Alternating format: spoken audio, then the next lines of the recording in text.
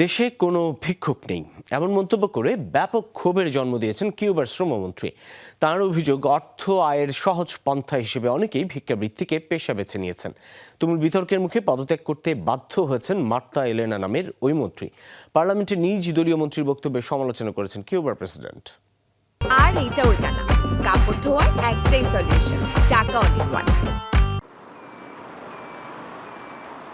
মূল্যস্ফীতিসহ নানা কারণে গত 5 বছর ধরেই ব্যাপক অর্থনৈতিক সংকটে ভুগছে কিউবা। একসময় দেশটিতে ভিক্ষুক আর গৃহহীন মানুষ বিরল হলেও এখন বাড়ছে তাদের সংখ্যা।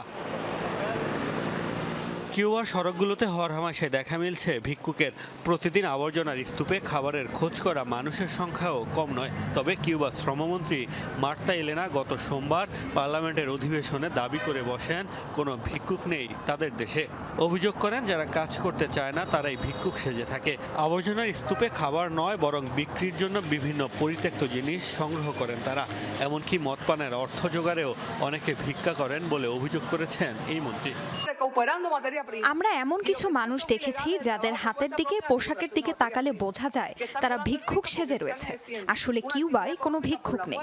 যারা কাজ করতে চায় না তারাই উপার্জনের একটি সহজ উপায় খুঁজে নিয়েছে। সরকারের গুরুত্বপূর্ণ পদের একজনের এমন মন্তব্যে ব্যাপক ক্ষেপেছেন কিউবার সাধারণ নাগরিকরা। নিজ দলের মন্ত্রীর সমালোচনা করেছেন কিউবার প্রেসিডেন্টও। এমনকি তোপের মুখে পদত্যাগে বাধ্য হয়েছেন মার্তা এলেনা। আমাদের বাস্তবতা বিবর্জিত হয়ে অহংকারী হয়ে কাজ করা উচিত নয়।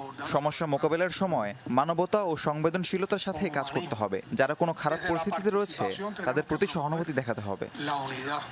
অর্থনৈতিক সংকটের জেরে কিউবায় আশঙ্কাজনক হারে বাড়ছে দরিদ্র জনগোষ্ঠী। গত 5 বছরে দেশটিতে জিডিপি কমেছে 11%।